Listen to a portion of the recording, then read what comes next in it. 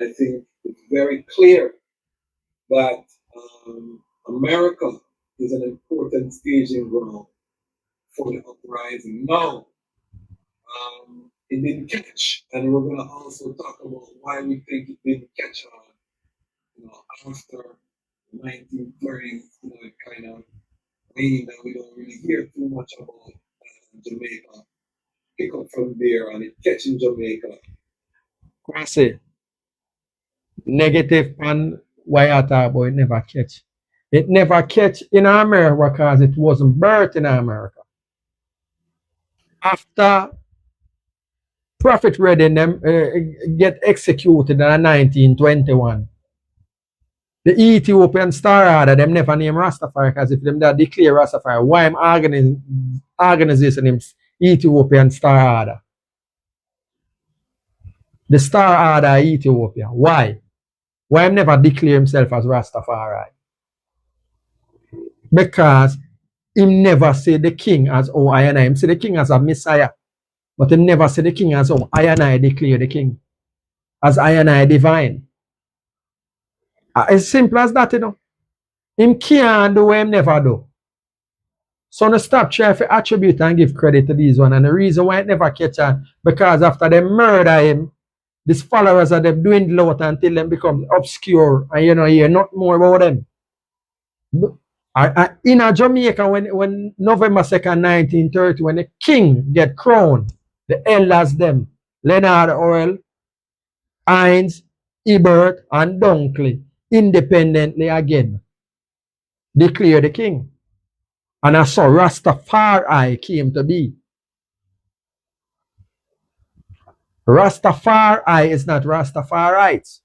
Rastafarites are those who follow Rastafari region plenipotentiary of Ethiopia, who get inspired because His Majesty sent the 4 missionaries or the delegation to renew and re-establish the 1904 Treaty of Menelek with America, and His Majesty reactivate that when him send them 4 diplomats that come in, and by extension now Prophet Redding see these ones and reach Psalm 68.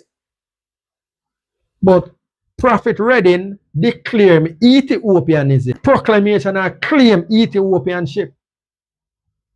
Because at the time again, in at the time of America, the Jim Crow and the terminals where them turn Negroes and all these things, the man want him identity, so him declare Ethiopian identity. That's what Prophet Redding do. And him identify and pledge allegiance to Rastafari region plenipotentiary of the Ethiopian government. Him never declare himself as Rastafari. Matter of fact, the terminology as Rastafari and exists yet.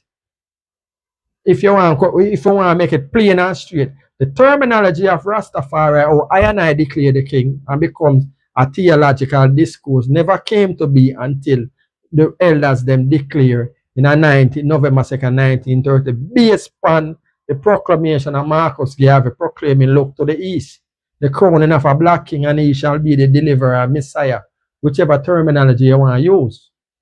And then after that, now you have ones and ones now. Again, I try to rewrite the history and put in James Morris Webb and say him say a coming of a universal king. The word is different, but the principle is still the same. A black king will come. You see it? And as Rastafari will declare it and identify and give the name. Marcus Garvey ambiguous, a black king. Where the black king will come from?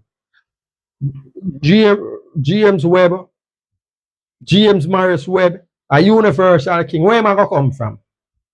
A Rastafari declare and point and identify His Imperial Majesty Emperor Haile Selassie. And they say it there. Want to stop trying to run and just because these black Americans with them intellectualization and run and a spin, you know. That's why I'm not sheep. Because when I stand up on the screen and defend and declare. And when I say this, it's not because and nothing is wrong if they had done it. Because I know that still declare Rastafari, but the point what me I make is that give what is due. A Jamaica, it's not America, and this are the thing when I always notice.